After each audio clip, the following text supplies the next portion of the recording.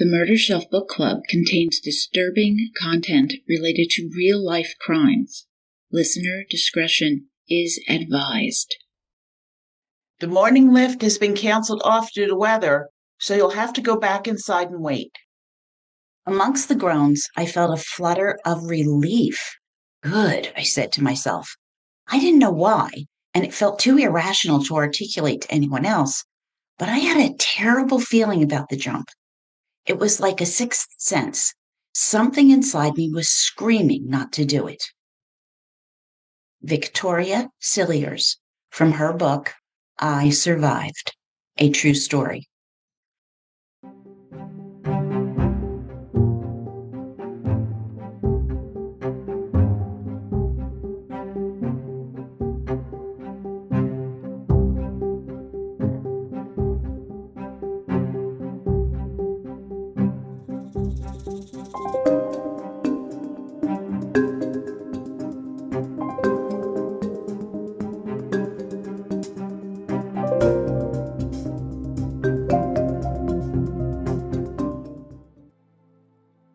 Welcome to the Murder Shelf Book Club podcast. I am your host, Jill. This is episode 143, Falling, Part 2 on I Survived, a True Story by Victoria Cilliers. In Part 1, episode 142, we just clicked, which I highly recommend you listen to before Part 2, we met Victoria Cilliers, Vicky, who shared her story of growing up in Haddington, UK, joining the Royal Army Medical Corps as a physio or physical therapist, her deployment to Kosovo, her love for skydiving, and her first marriage that ended due to his infidelity. Now, Vicky has met and married Emile Cilliers, a South African who swept her off her feet with his love, attention, and devotion. They've welcomed their first child, April.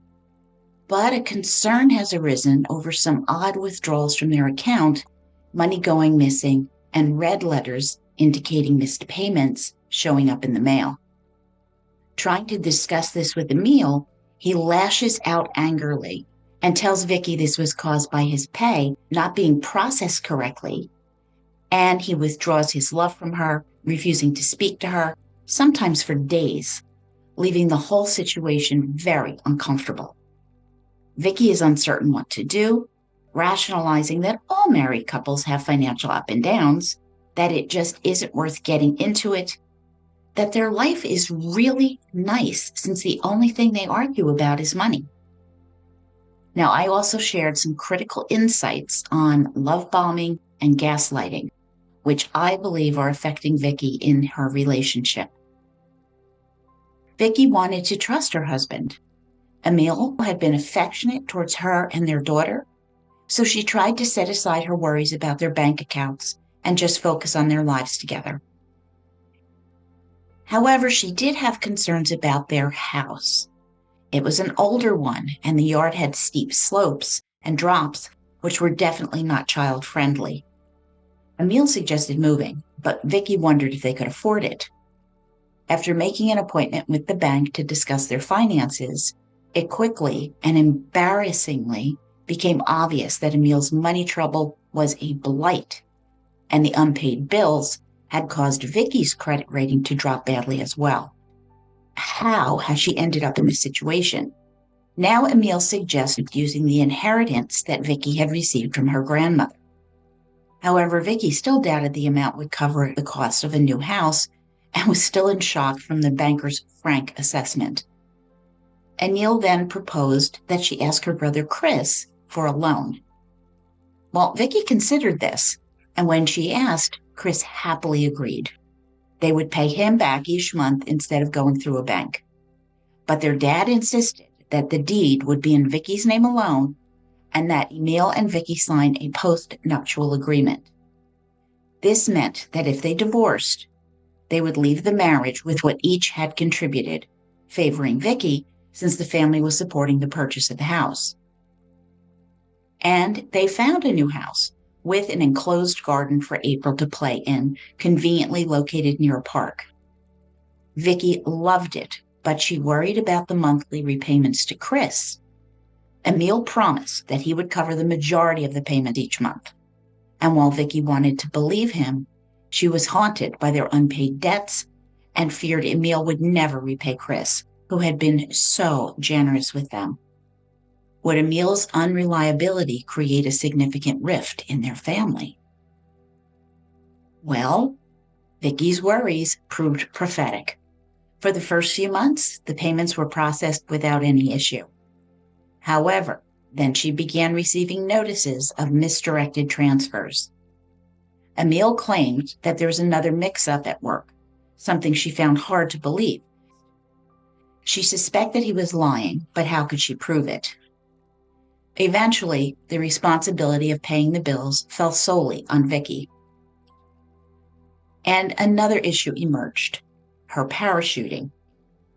After becoming pregnant, she had continued to teach the sport, but stopped jumping herself. And over time, what had started as a fun hobby shifted to a job necessary to pay the mortgage. She had lost her passion for it, and it also took her away from home too often. And Vicky wanted to prioritize her daughter and her husband. Parachuting was just not worth it, and it had its risks. Vicky was now 38 years old, and she wanted to have another child.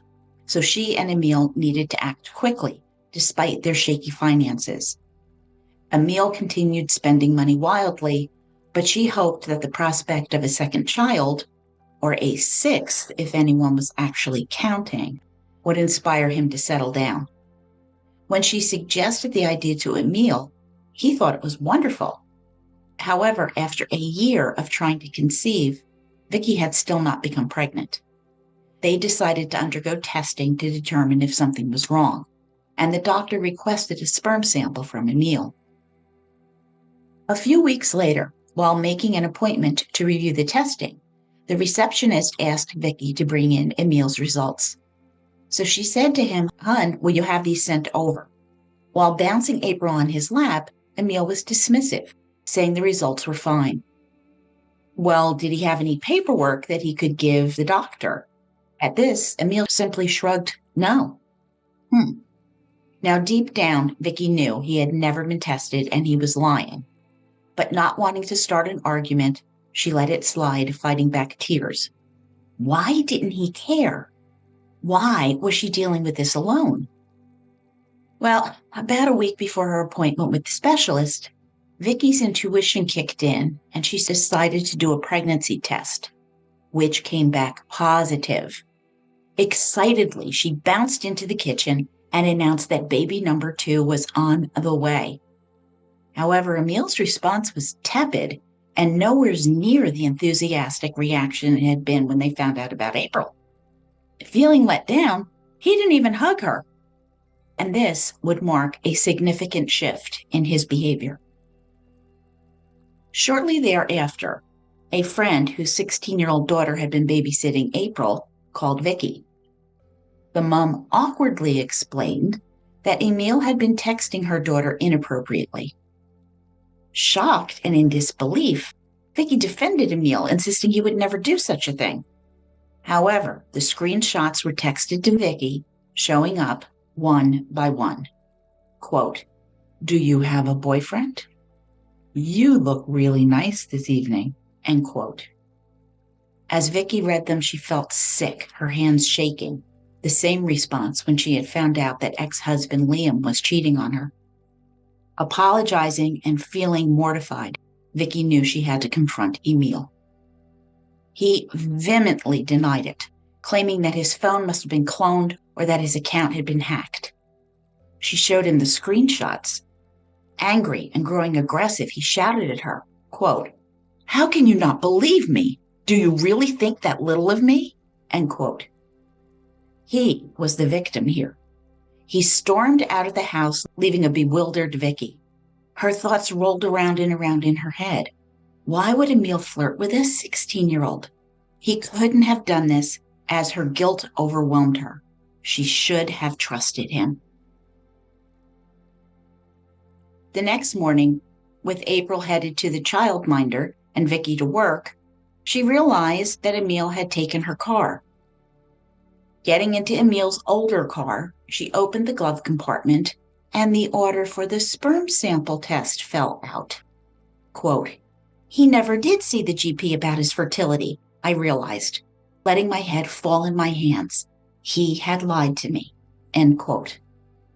But she never asked him about it. She was pregnant now, and it wasn't worth dredging it up. Then on the family computer, messages started popping up from a sex club. Asking Emile about this, he seemed surprised, but quickly composed himself, admitting that, yeah, he received them occasionally, because he used to go there with his ex-wife, Carly. Vicky knew he was lying. After receiving none, how could messages suddenly appear out of nowhere because he had been there years ago? Well, a week later, even more disturbing messages showed up. Quote, "I had a great time tonight," from an unknown woman, to which Emile responded, "Yeah, me too." End quote. Confronting the lying cheater, he denied it, condescendingly insisting his account was hacked. Shouting, he said, quote, "Don't put your own issues on me. Just because your ex-husband cheated on you doesn't mean you can be paranoid with me." End quote. And that hit home. Vicky began to wonder if he wasn't right. Was she being paranoid? He spent hours making dinners he thought that she would enjoy, then snuggling up to watch a movie together. He rarely went out or was even interested in going out. When did he actually have time for some sex club or another woman?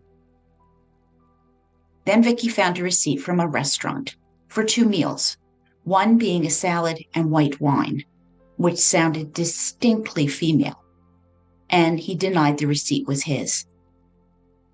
Determined to catch him in a lie, when Emile went out to buy some carpet cleaner after April had an accident on the rug, when he returned, Vicky compared the dinner club receipt with the carpet cleaner receipt, and the credit card numbers matched. Emile flew off the handle, cutting her off. Quote, "Wow, Vicky, I think you're losing it. Now you're checking my receipts?" End quote. She insisted she wasn't losing her mind, but he wouldn't let her speak, blaming her behavior on insecurity stemming from her ex, and he called her crazy. Framed that way, it sounded absurd to her, and her self-doubt deepened, and she ended up apologizing for offending him. Oh boy. Her pregnancy was progressing, though Emile never accompanied her to her doctor's appointments. He insisted that he couldn't take time off work for something like a scan. Vicky was exhausted, balancing a full-time job and all the childcare responsibilities. All of the preparation for the baby fell to her as well, and she was haunted by the constant fear of hemorrhaging again, as she had when pregnant with April. And their financial troubles persisted. The small amounts that were being withdrawn from their savings started increasing. When she asked him about it, Emile always had an excuse, claiming it was a mix-up or a mistake. It was never his fault. Then 100 pounds disappeared, and Vicky found herself hoping Emile would take care of it, but he never did. Despite earning more than Vicky, he left her to handle all their bills and expenses. And she was fearful of losing him, wondering how she would manage with a baby and a toddler on her own. She couldn't see that she already was.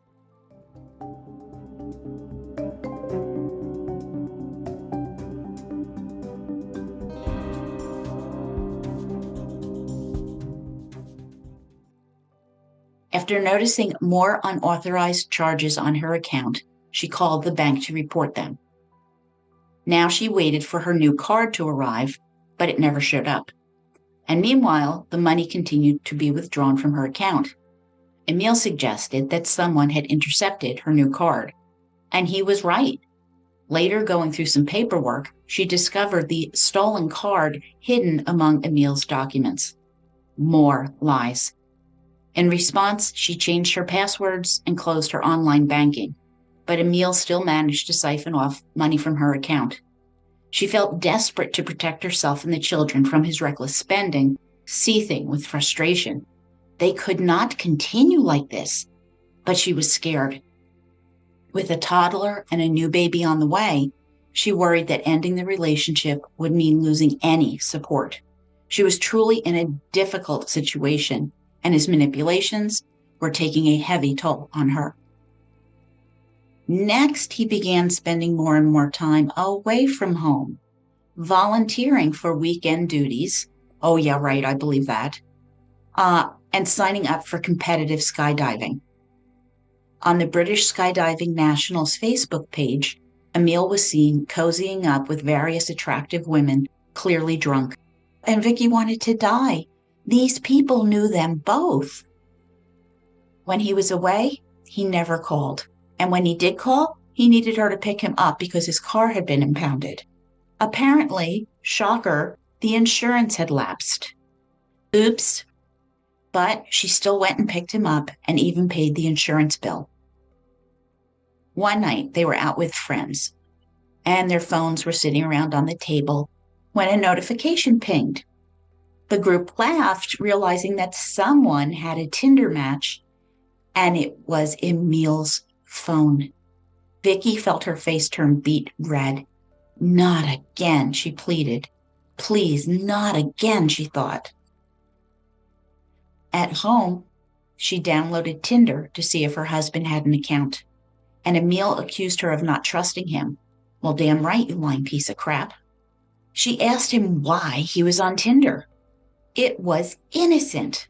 Quote, "My mates stuck it on me for a laugh," he sighed, exasperated with her. "You just have issues," he added, blaming my suspicions on the infidelity in my first marriage. And his comment stung. End quote. He announced that he would be going away for the weekend on a work-related ski trip. Well, the fact was, there were indeed a lot of trainings scheduled for November and December. And Vicky, who was very pregnant, certainly couldn't ski. But he suggested that she come for a few days, likely knowing that they had no babysitter for April. And Vicky felt low. She would be alone and was still fearful that something could go wrong with the pregnancy. Just lost, she had fallen in love with a man who was very different from who Emile was now. She longed for him to choose his family over skiing and to stay and reassure her. But he left, and his texts were cold and distant. She did a lot of crying, uncertain about why this was happening. And if he did call, he would call wanting to speak to April and not to her. Oh, unless it was to engage in sexting. The reality was that Emile was hopeless with money. With childbirth approaching, Vicky wanted peace of mind knowing that if something were to happen to her, the children would be taken care of. In December, she updated her will to divide her estate between their kids. Emile, who would receive housing and support from the Army and had a stable job, he should be financially secure. Home just 2 days before Christmas, Emile was dismissive of Vicky, and he was glued to his phone, ignoring her attempts to have a conversation. His clothes reeked of smoke, yet he flatly denied smoking. And later, Vicky discovered a pack of cigarettes in his coat pocket. Her husband was a liar. He had time off for the Christmas break, and Vicky hoped that they would reconnect without distractions. They went to her stepsister's place for the holiday, and Emile remained buried in his phone, ignoring his in-laws. Vicky suggested, "Hey, let's go for a walk," but he didn't even look up. Who was occupying his attention? Catching a glimpse at the screen, she saw the name Stephanie pop up, and her heart sank. On Christmas morning, April and Vicky gave Emile his stocking filled with gifts and a card that April had made for him. Emile's expression fell when he realized he had no gift for his wife. He had ordered a few things, but they hadn't arrived. Vicky knew these were more lies. As everyone opened their presents, Vicky sat there, humiliated and empty-handed. Her husband hadn't even gotten her a card. It was one of the worst days of her life, and it only got worse when Emile casually announced that he would be going away for a few weeks over New Year's. He said it was work, specifically to run a course in Germany. But Vicky knew that no one works over New Year's, not even the reserves. He claimed this would also go towards him getting his British passport. Suspicious, Vicky sensed that something was off, but being 7 months pregnant made her sick thinking about this. She asked him not to be gone too long because they needed to pick a name for their baby, and he shrugged. He had set off on this holiday when Lloyd's bank called to inform her about insufficient funds. Emile had tried to purchase an airplane ticket using her card. Calling him, he insisted that this was a last-minute trip and that work would reimburse him. Quote, "I realized my husband doesn't love me and I am trapped." End quote. Emile was gone and hadn't called her. Fretting about him, Vicky reached out to a friend who had been stationed at the same German base, Paderborn. She learned that this was a large camp with excellent Wi-Fi. And then Vicky began second-guessing her decision to involve her friend in her personal drama. It was disheartening to realize that while Emile had a strong signal, he had never bothered to reach out to her. She threw herself into work and focused on her impending motherhood and her daughter. A few days later, Emile contacted her, saying that Paderborn had terrible cell reception with no Wi-Fi, so she probably wouldn't hear from him that much. Liar. Disgusted and heartsick, Vicky began to wonder if she wanted to hear from him at all. Her friend Antoinette refused to let Vicky spend New Year's Eve alone, and so she invited her to her dinner party. Vicky and April went, having a wonderful time, and everyone commented on how adorable April was. However, as Vicky drove home, she was overcome with loneliness. Emile should have been there with them. He shouldn't want to miss this, the last New Year's Eve as a trio. She vowed to focus on the positive and gently placed April in her bed, kissing her forehead. Turning on the TV, Vicky caught the crowd's mid-countdown. 5, 4, 3, 2, 1. Happy New Year! As Big Ben chimed in the background. She looked at her phone, waiting for a text from Emile. By 2 a.m., she finally gave up. Quote, "By the time I wake up, his message will be there," she told herself. End quote. And waking up the next morning, Vicky grabbed her phone, and there was nothing from Emile. Nothing. Later that afternoon, she received a Happy New Year message from him, but chose to ignore it. And an hour he responded, quote, "Oh, be like that then." End quote. Vicky felt a surge of anger.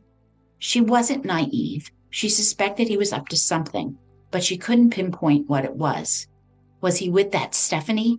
And the thought left her feeling devastated. And sharing her concern with her friends was tough.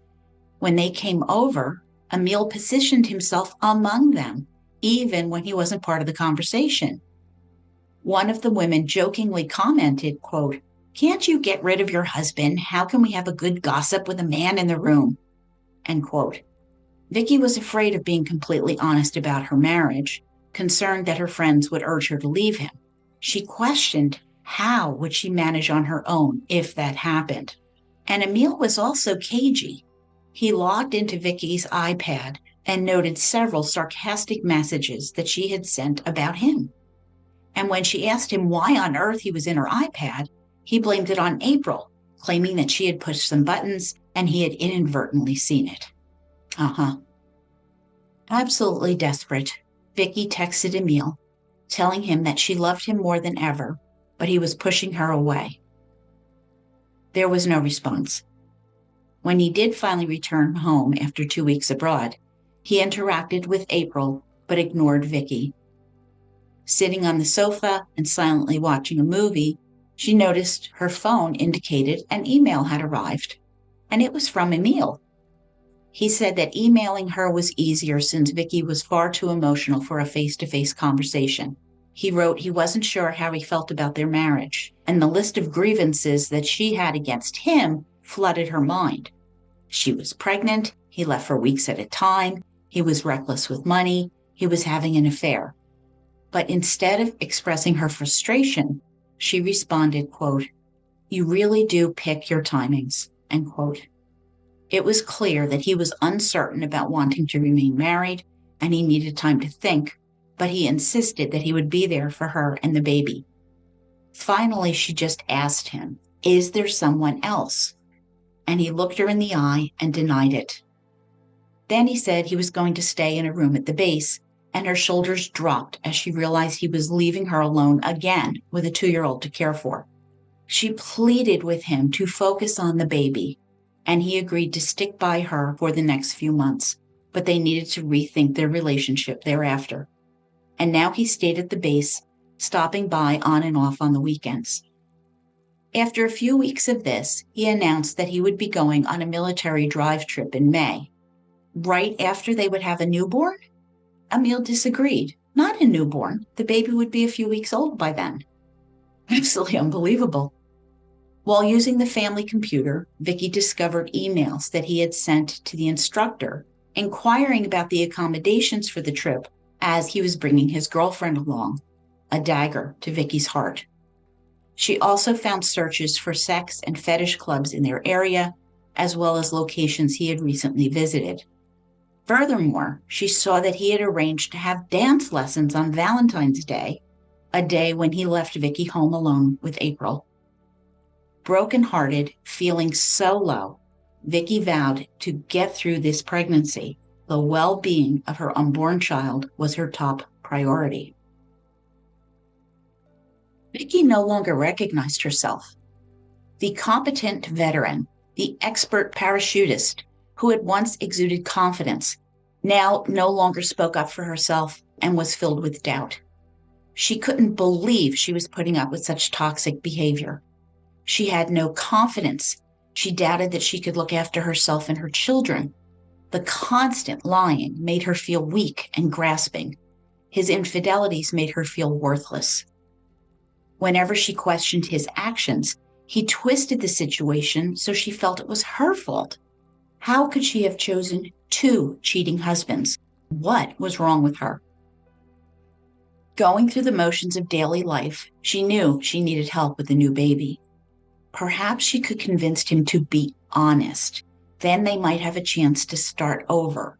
She decided to give it until their wedding anniversary, just 6 months away, to see if they had a future together. A few days after Valentine's Day, Vicky went into labor around noon. Her dad said that he and Frances would start the drive down from Scotland. Emile said he'd be home after work. As Vicky walked around, the early stages of labor were both painful and slow.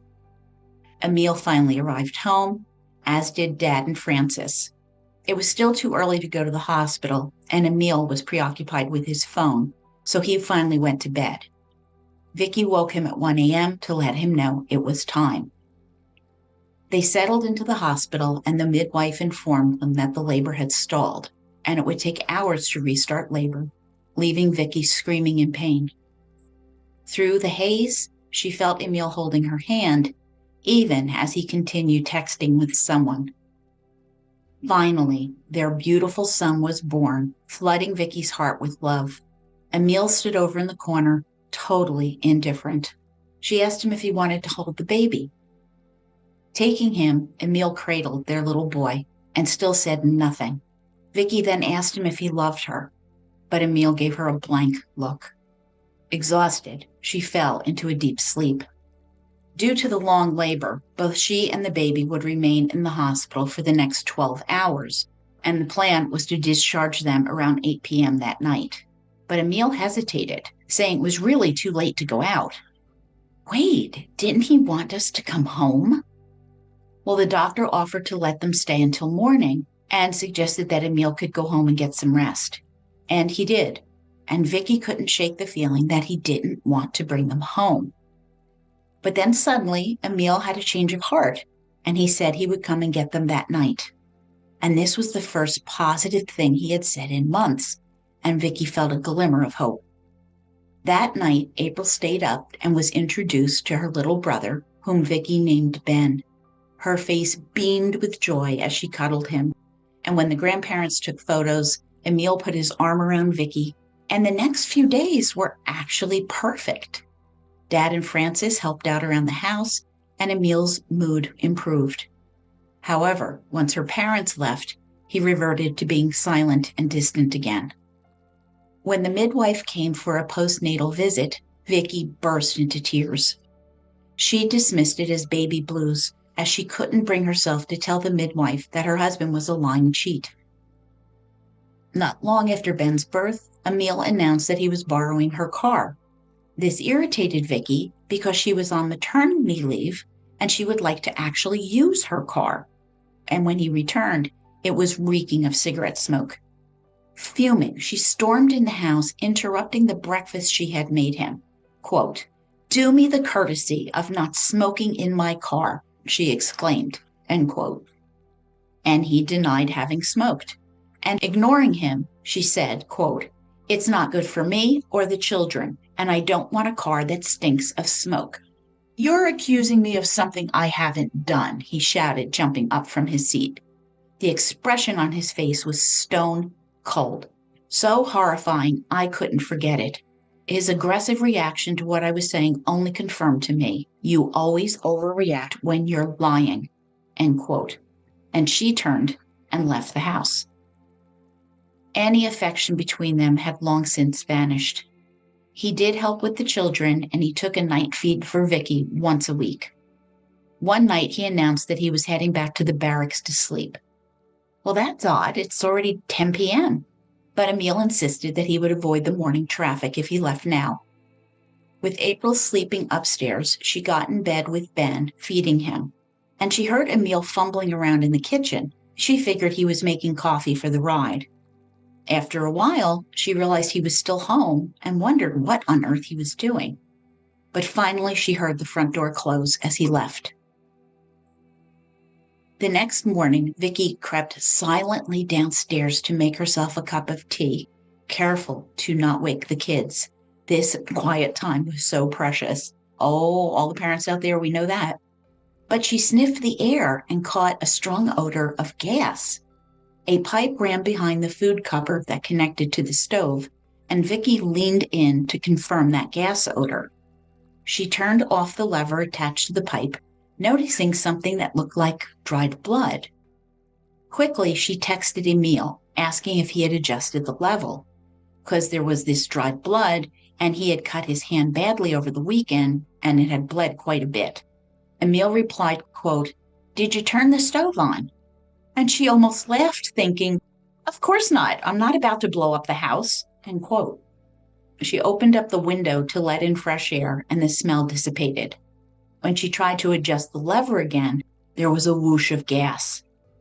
Alarmed now, she called the repairman, and he arrived and noted that a bolt had become loose. Tightening it, he declared that everything was fixed. Then Vicky recalled reading a magazine article about a husband who tried to kill his wife. On a whim, she teased Emile, texting, quote, "Are you trying to kill me?" end quote. To her surprise, he responded defensively, chiding her for even thinking that. Well, Vicky replied that she was just joking because, there was blood on the handle and she had read this article.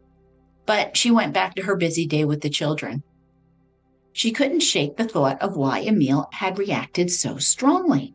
How could he possibly think she was serious? Well, if Emile believed that he was being discreet, he was mistaken. Vicky confronted him once again with evidence of his cheating, and his aggressive outbursts were becoming more frequent, further convincing Vicky that he was lying. The mood in the house fluctuated depending on how Emile was feeling that day. On good days, Emile played with April, creating a warm atmosphere filled with children's laughter. On bad days, he would stomp around the house, rage, and completely ignore Vicky.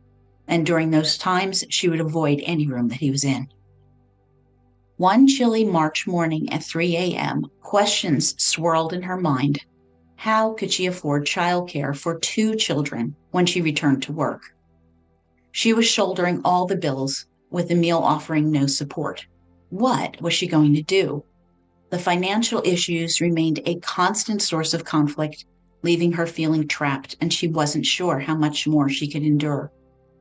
As a result, she started waking up very early, savoring the solitude in the early hours while the kids slept and Emile was home. She walked the dark streets for hours, trying to untangle her thoughts about her marriage. He didn't seem to care, but they had children now. Emile was lying, cheating, and disappearing for weeks on end, and she saw no path forward. Yet she still loved him.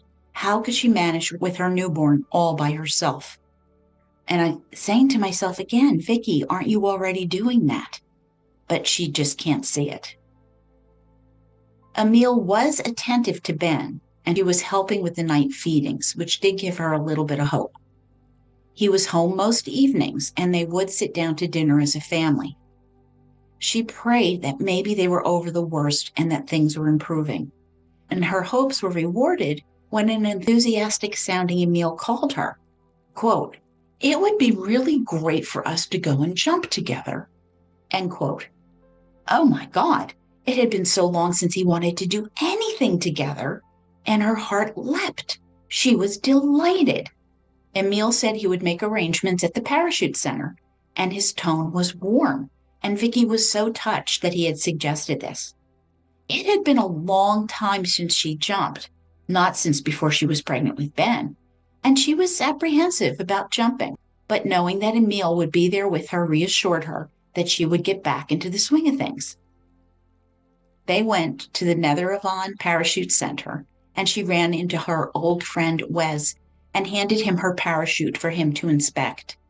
He told her that her AAD, the automatic activation device, was out of date.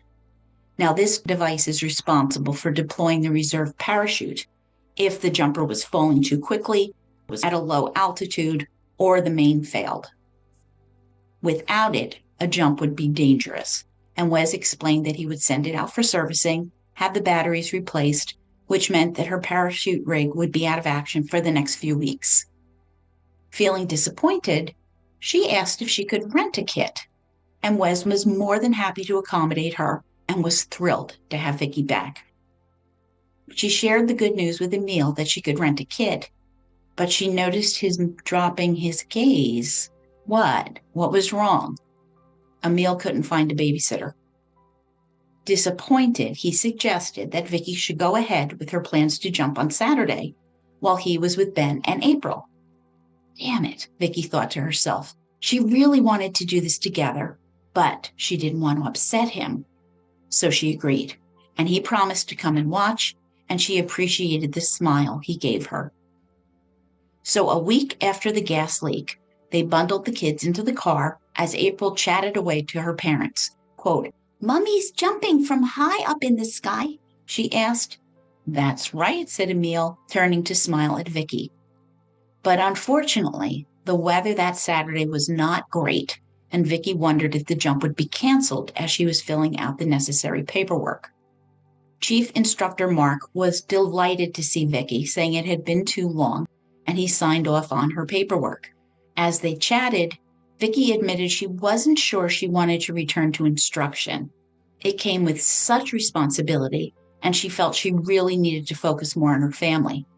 And Mark assured her that he would support her no matter what decision she made. Grateful for his understanding, Vicky realized that she would need to see how she felt after the jump. Did she still love skydiving? She wasn't sure, and it did take her away from the family. While retrieving her family, Vicky went over to the kit store to get a parachute, choosing a small one.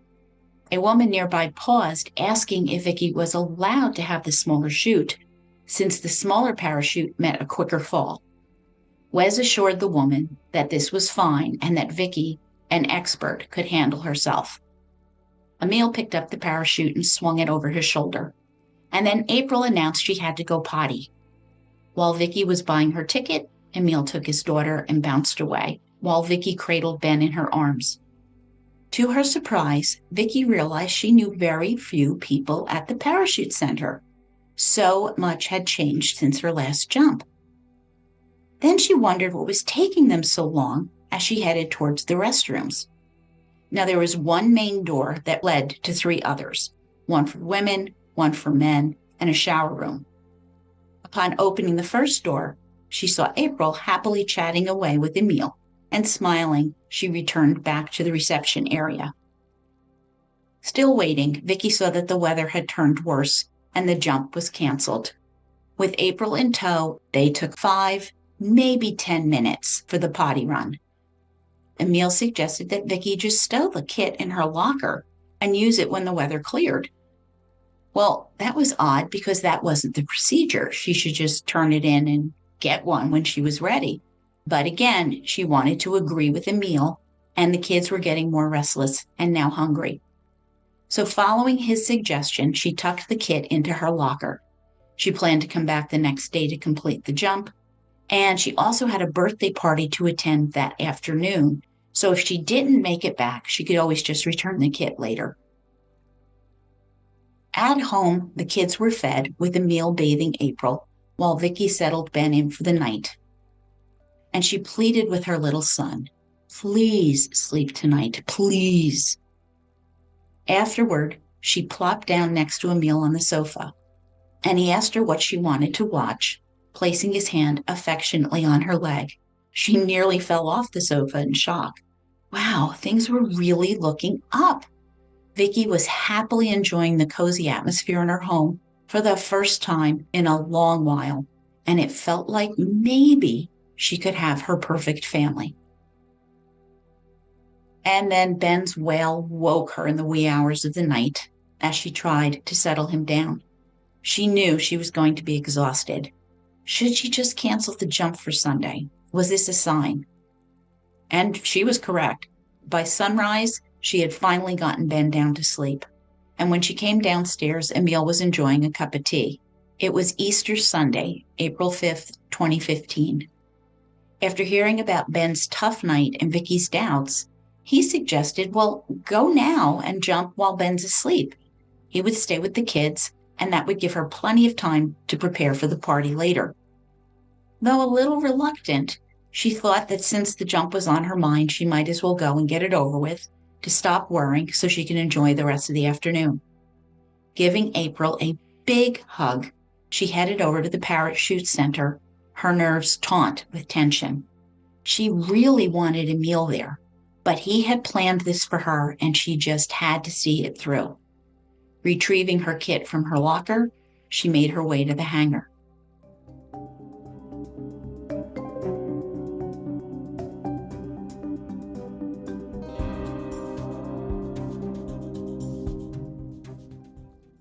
After waiting just 10 minutes, she joined the other jumpers in the plane, where they were all checked and given the green light, good to go, with thumbs up. Vicky took her place in the queue, but soon they were instructed to stand down. Gray skies had become too ominous. Good, Vicky thought. She had a bad feeling about this jump, maybe a premonition. Going back inside, she texted Emile about the weather and the delay, and he advised her to just wait a while. It might clear up and she could catch a ride later. Now, this is also a rare moment, being out without a toddler, so she decided to enjoy it and live in the moment. She learned that Ben had already consumed the milk she had expressed, and her engorged breasts needed some relief, so Vicky headed to the shower area to express more. And Ben would need this later that night when she went to the party. She was genuinely amazed at how supportive Emile had been, especially knowing that she was nervous. Quote, "He seems to really care about this," I thought, seeing how much of an interest Emile was taking. "And I can't give up now. I knew that if I didn't jump now, it could be months before I'd get another chance." End quote. And then the call came. They were going to do a hop and pop, a low-level lift. The plane would only be flying up to the cloud base, reaching 5,000 feet at the most. Grabbing her kit, she boarded the plane, but a wave of regret washed over her as she sat down. I don't want to be here, she realized, wishing she could just stand and run out of the plane. She couldn't figure out why, but everything felt wrong, and that nagging feeling of sixth sense crept back in her mind. I shouldn't be here.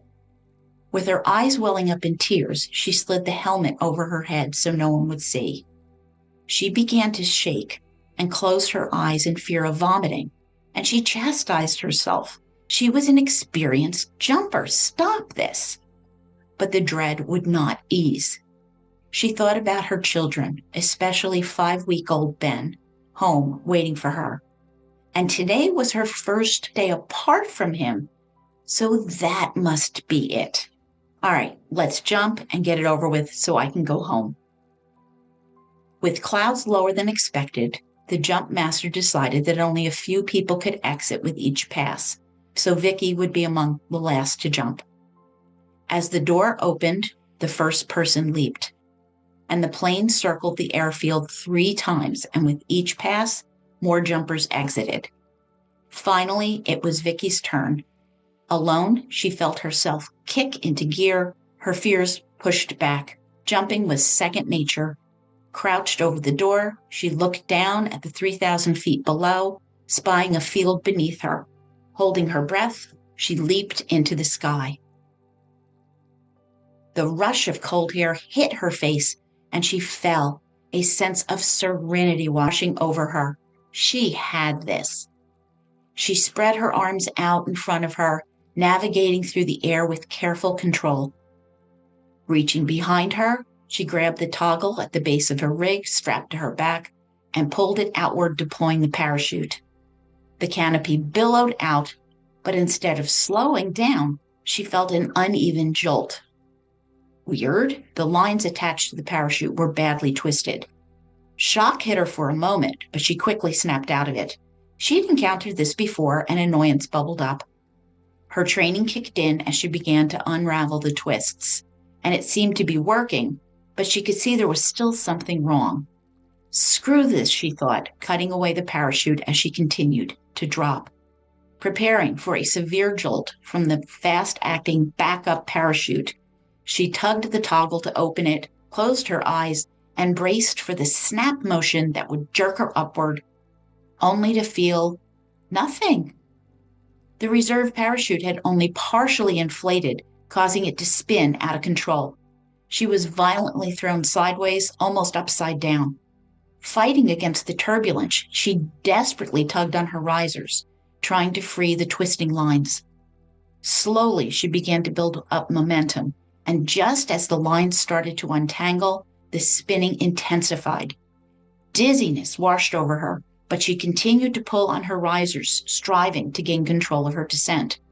The thought of April and Ben flashed through her mind. She had to slow down. If she could figure out what was wrong, she could fix it. How could this be happening? With only half the canopy working, she pulled as hard as she could to reduce her speed. And suddenly there was a large metallic bang, and at 60 miles an hour, everything went black. Opening her eyes, Vicky noticed the air smelled like dirt. Soft ground was underneath her.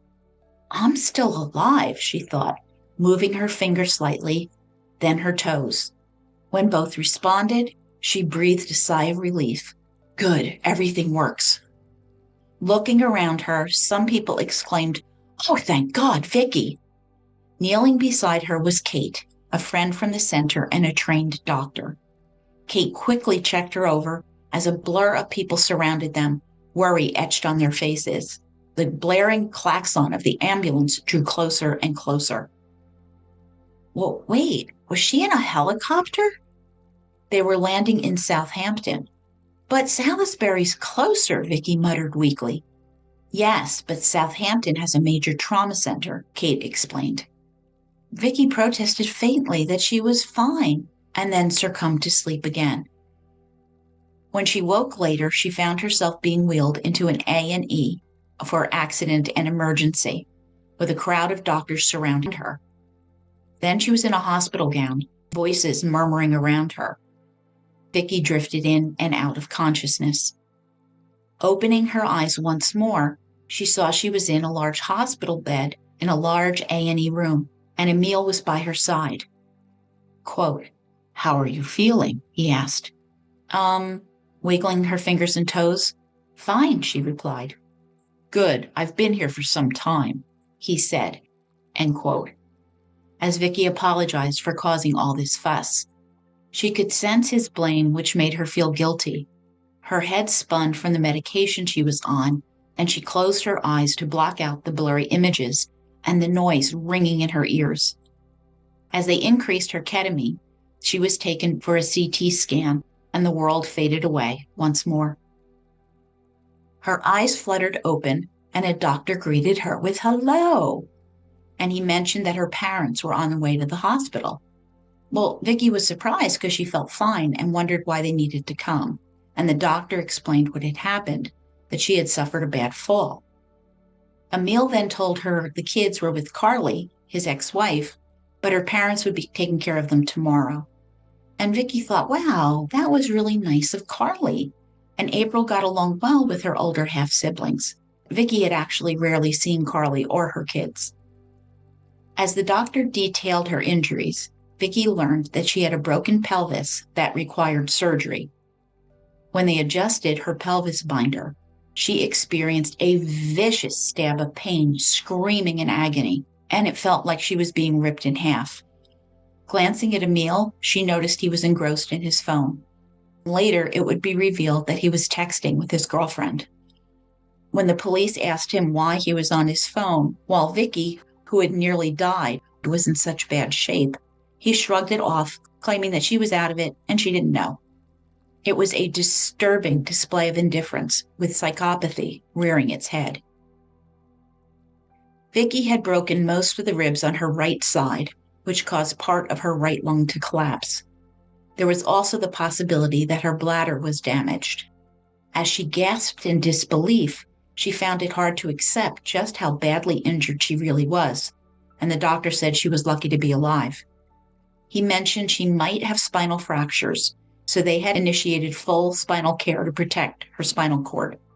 She blinked in shock. She had nearly died. She had come close to losing everything, including her life. She had almost left her children without a mother. Oh my God. Moving her to the ward was torturous. The extreme pain she experienced while getting on and off the gurney and into the bed was horrific. She let out involuntary animalistic screeches from the agony. The doctor assured her the worst was over, even as she noticed Emile's constant texting, which embarrassed Vicky with his apparent lack of interest.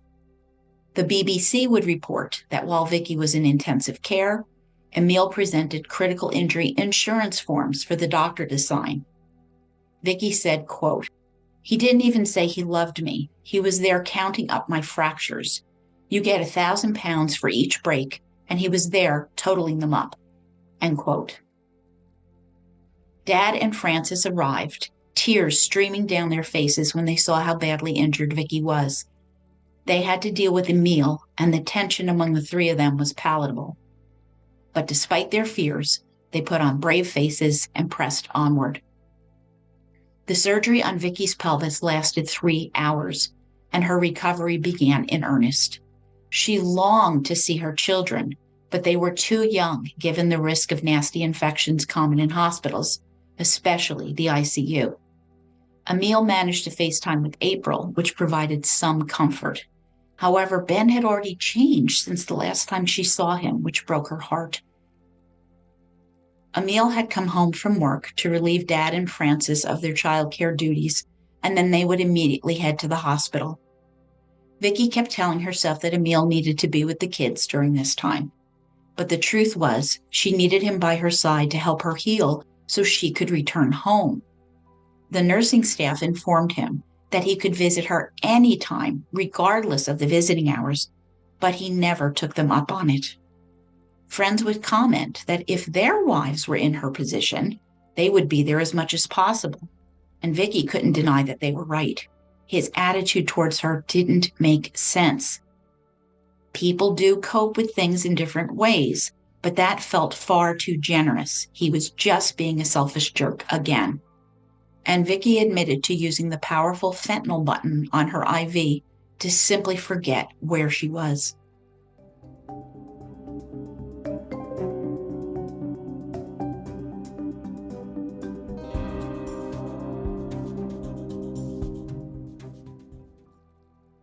All right, so let's recap a minute.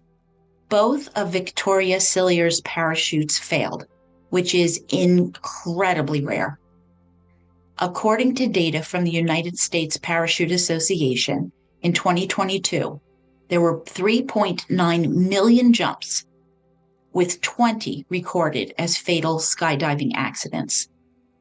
This results in a rate of 0.51 fatalities per 100,000 jumps. For tandem dives, where the student and the instructor jump together, there was 1 student fatality for every 500,000 jumps over the course of a decade, which equates to 0.0002%. In 2022, 2 fatalities were attributed to equipment issues. Another 10% were related to medical problems, and 80% were due to intentional or unintentional human errors made by experienced license holders who miscalculated. Okay, so according to skydivemonroe.com, there are 2 types of malfunctions, total and partial. A total malfunction occurs when the parachute fails to activate or is activated but does not deploy. A partial malfunction happens when the parachute deploys but is not landable. And there are 3 basic reasons for these malfunctions: improper or careless packing, poor or unstable body positions, and a malfunction. As part of their training, all skydivers are taught the correct procedures for packing parachutes and proper body position for successful deployment. But despite all of this, malfunctions can still occur.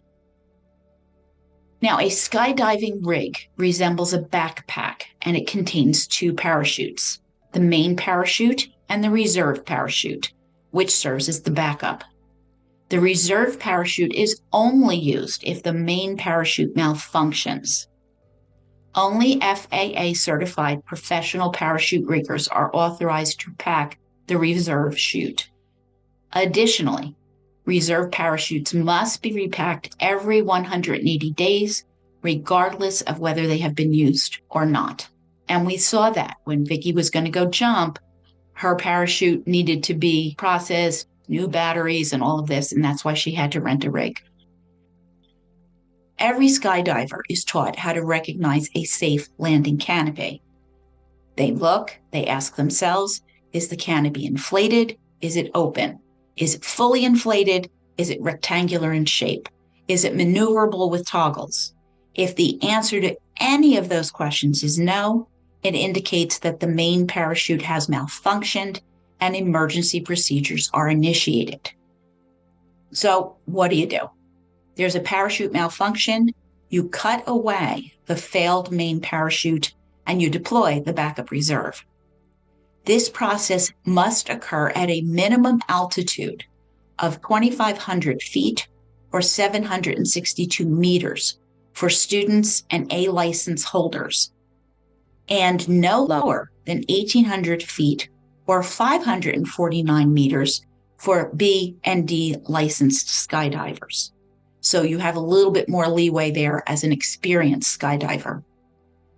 The likelihood of both the main and reserve parachute failing is extremely low.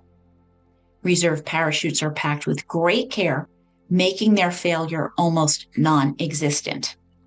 Additionally, if a skydiver becomes unconscious, the AAD, the automatic activation device, will automatically deploy the reserve parachute. So it's important to be aware of that. Okay, continuing Vicky's story. Medically, Vicky's team was concerned about the burst fracture of her T8 vertebrae, in addition to 3 broken lumbar vertebrae. The condition was potentially unstable, and she was facing the prospect of spending 3 months in the hospital. Vicky was devastated. There is no way she could endure that length of time away from her life and kids. The alternative was surgery, but the medical team did not recommend it. Despite this, Vicky was insistent that she wanted the surgery, and the doctor agreed to reassess her situation. A few days later, Emile informed her that the doctor was still opposed to the surgery, which infuriated Vicky.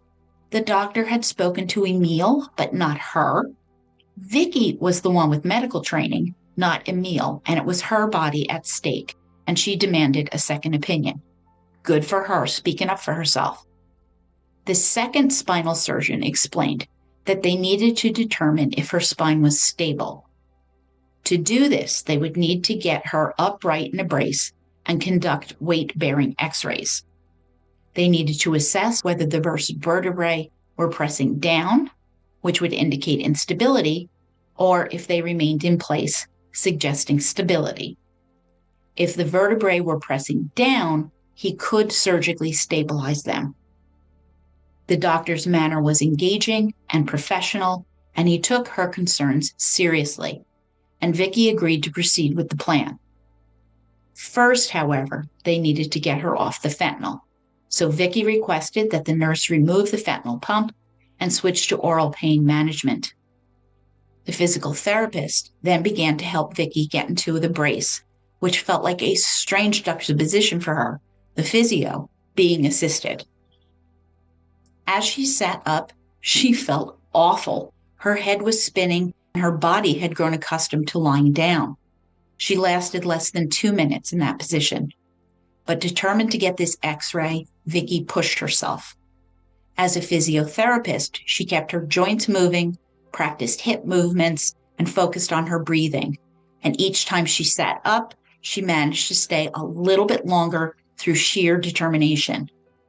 By the time the x-ray was scheduled, Vicky had successfully sat up and swung her legs to the side of the bed, astounding the spinal surgeon. She was willing to do whatever it took to get back to her babies. And Emile was nowhere to be seen. In the trauma unit, Vicky had different teams to address each of her issues: pain management, nutrition, and physiotherapy, along with her key worker, a supportive nurse who served as her main point of contact for all medical matters. And she was present when the spinal surgeon arrived with her x-ray results. Anxiously awaiting the news, he assured Vicky that her spine was stable and that she would require no further surgery. Oh, this was great news, and she felt a wave of relief wash over her. One more hurdle overcome. The surgeon also suggested that Vicky speak with a psychologist, as she had experienced significant physical and emotional trauma. When the psychologist came to talk to her, her wonderful husband Emile made a rare appearance and stayed for the conversation. And Vicky felt she couldn't ask him to leave, knowing he would later use it against her if she complained about his infrequent visits to the hospital. When asked about the state of their marriage, Vicky lied and said that everything was fine, since the psychologist was not there to resolve her marital difficulties. Vicky never booked another appointment. Instead, she chose to focus on her healing and regaining her strength. Now, due to her injury, Vicky couldn't put any pressure on her right leg. She could only touch her toe to the ground for balance. And she progressed from using a large frame device to a Zimmer frame, which is like a walker, and eventually crutches. Finally, she achieved the independence of going to the bathroom by herself. And her next challenge was tackling stairs. Wearing a brace to keep her back straight, her movements were slow and rigid, but Vicky was determined to get home to her kids, the driving force behind her recovery. They began discussing discharge dates as Vicky beamed with joy. Her determination and effort had reduced her expected 3-month hospital stay to just 2 weeks. She called Emile to let him know she would be coming home in a few days, and he replied that he was too busy at work to pick her up. Deflated, she longed to see her kids, his kids. 3 days later, Emile finally managed to pick Vicky up from the hospital, fitting this into his busy schedule. Still in her brace and on crutches, she slowly made their way into their home, and April threw her arms around Vicky's legs, crying, "Mommy!" Overwhelmed with happiness, Vicky burst into tears as Dad came forward to greet her, carrying Ben. However, worry loomed over her. Now that she was home, Dad and Frances would be returning to Scotland. How would she manage everything alone? Well, in the hospital, everything had been taken care of for her, and she didn't want to add to Emile's stress. No, of course not. We wouldn't want to stress him out. She navigated the scares on her bum, sliding up step by step, but then realized when she got to the top, she wasn't going to be able to pull herself up. So Emile sighed and came up to give her a hand, leaving Vicky feeling like an inconvenience. I hope you are as annoyed with him as I am. Now, Vicky would help with the kids by giving her 2-month-old son his nightly bottle, needing to stand while cradling him. But Emile was in a bad mood because he had to get up and get that bottle from the kitchen. He took Ben from her and told her to just go back to sleep since he was already awake, and Vicky felt completely worthless. However, things did improve after a few days of practice, and Emile's mood brightened when Dad and Frances left. Then a call came from the British Parachute Association requesting a visit. Jeff Montgomery, who Vicky had worked with at Netheravon, arrived with Tony, an instructor. They informed Vicky and Emile that they were opening an investigation into her accident. Surprised, Vicky had been so focused on recovering, she hadn't given the accident much thought. Had anyone mentioned this to her? And she shrugged and said, "No, why?" Quote, "There were slinks missing in your parachute," Tony told me. I was stunned. That's impossible. Tony explained that they hypothesized that it was pressure from the brake line pushing against the other lines that kept the parachute inflated enough for you to survive. Essentially, it's a surprise that you survived. You were a hair's breadth away from being killed. End quote. Jeff was determined to figure out what went wrong. All right, so parachute slinks. They are fabric components that connect a parachute canopy's suspension lines to the risers. They replace traditional metal links as they're more durable and can be reused to reduce damage to the slider grommets, meaning that the suspension lines last longer. Vicky's slinks hadn't failed. They were missing, which was impossible.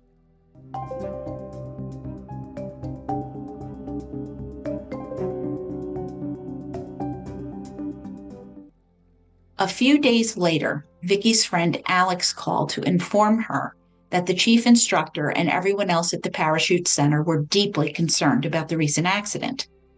They suspected that it may not have been an accident at all, and Vicky's jaw dropped at the news. They planned to report it to the police for a thorough investigation, but they needed Vicky's permission first.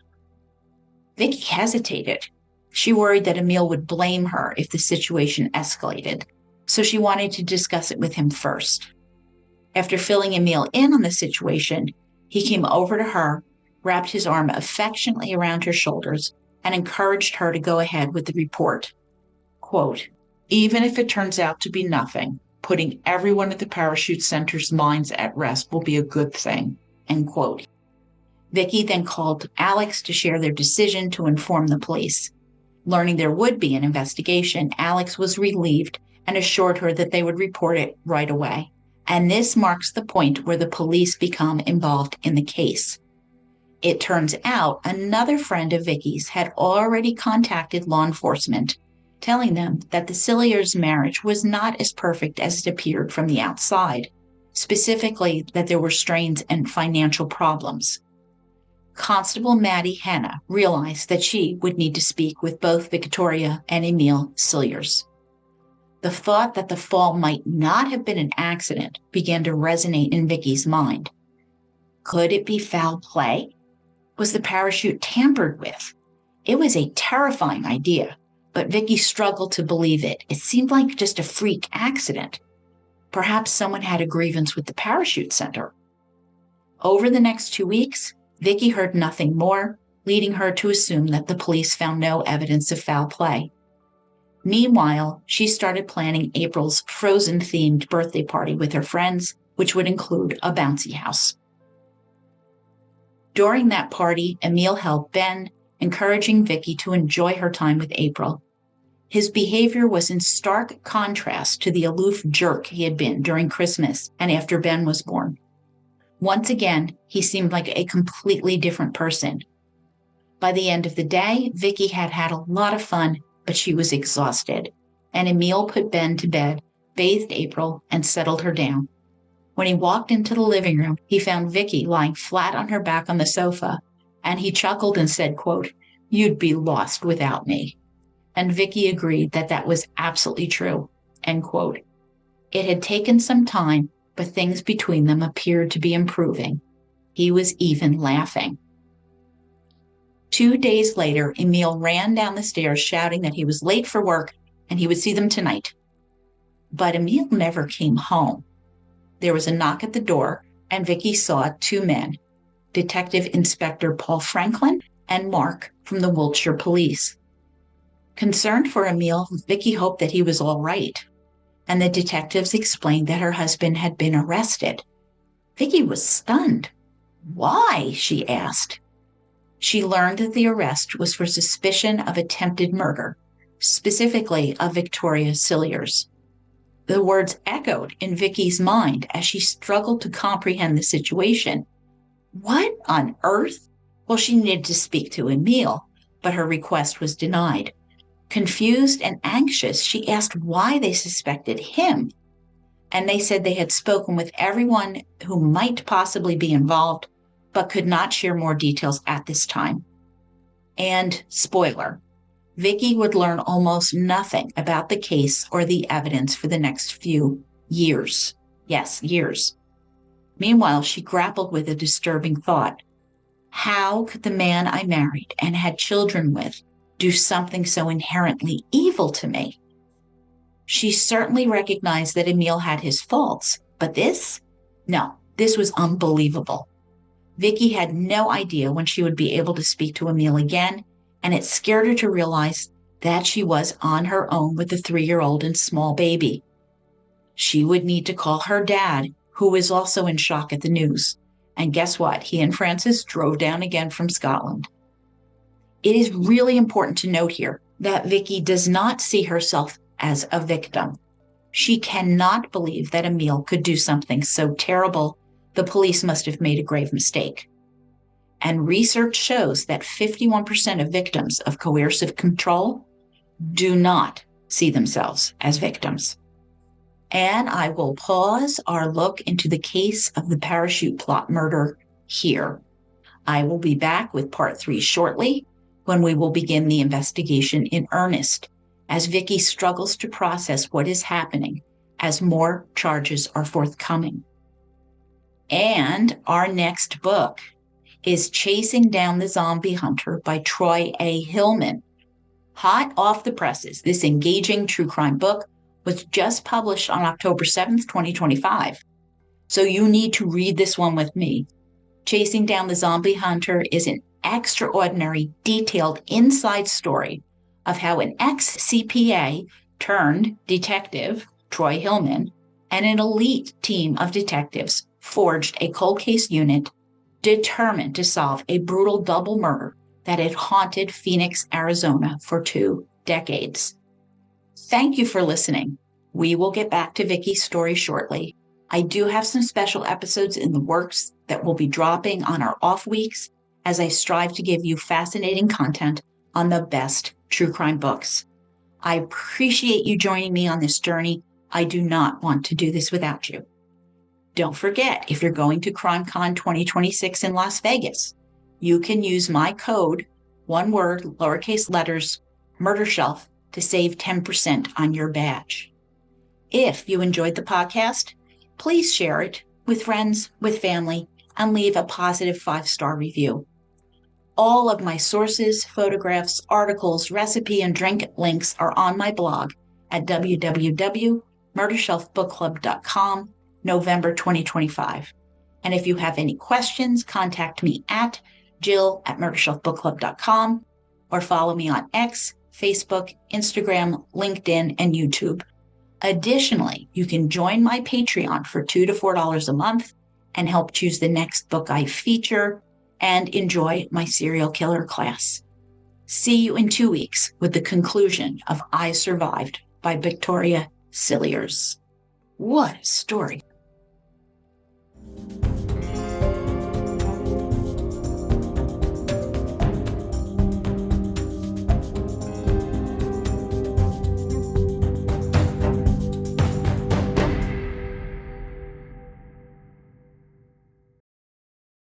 Written and produced by Jill, all rights reserved.